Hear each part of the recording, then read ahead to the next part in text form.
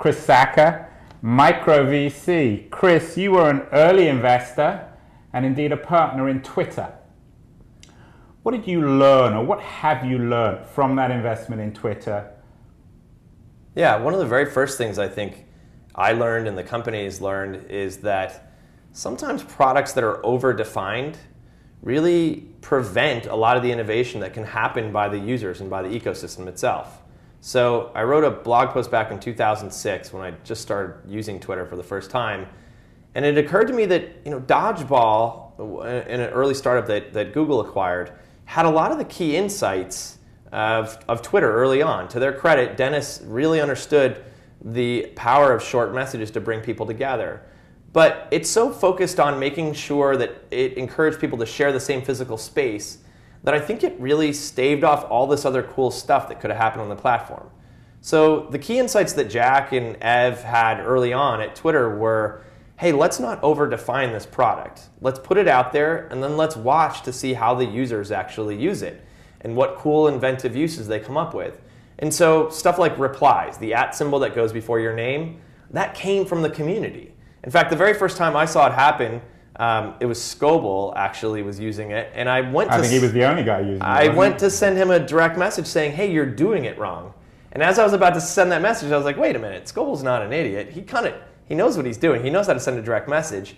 And I pinged Ev, and I'm like, what is this? And he's like, isn't it cool? People are starting to do this. And so that innovation came from the community. And you look at Twitter today, people use it for news. People use it for staying in touch with each other, to follow celebrities, to alert you to commercial opportunities and stuff like that, to promote movies. All these things are happening. And I think if Twitter had over-defined that product and told you specifically how to use it, we would have missed out on a lot of that value. You didn't think much of it at first, though, did you? I don't think anyone knew what it could become. I spoke to Ev the other night, and I said, one of the reasons why I admire Ev so much is I think he was always 1 to 2 steps ahead of everybody else in seeing what it could become. But believe me, back then, I would see something. I remember the first time I heard Twitter mentioned on the radio where they didn't have to explain what Twitter was. And I remember sending a note to Ev being like, holy, this is amazing. They mentioned it, and yet they didn't have to tell people what it was. They assume their audience knows. That was big. 20 minutes ago, I was riding my bike in here, and I saw a bus with a huge billboard on it that says in Spanish, "Para Twitter, quieres 3G de Verizon." Are you kidding me? There is a Spanish billboard on a bus in San Francisco saying, sign up for Verizon to get Twitter. That's bananas. And so I don't think any of us foresaw how big this could have gotten, but I do think the founders have always been a little bit ahead of us in seeing how big it could be. Is Twitter still underdefined? Yeah, it is. In fact, that's an interesting challenge. Twitter could do a better job of telling people how to use it, and yet I think that might restrict the imagination of how to use it. And so it's still challenging. When you try and explain to a stranger why to use Twitter, it's still hard for them to understand, well, what I don't get it. Is this how I tell people I'm having a soy latte? And so it's sometimes hard for people to get on board. But once they do, the freedom they feel to define that experience for themselves, I think creates a ton of value there. What did you learn at Google that you think Twitter could learn to improve it as a service and as a company? Well, I think the important lessons from Google came in building a company, in how to make employees feel like stakeholders, and how to prevent a company from feeling too big.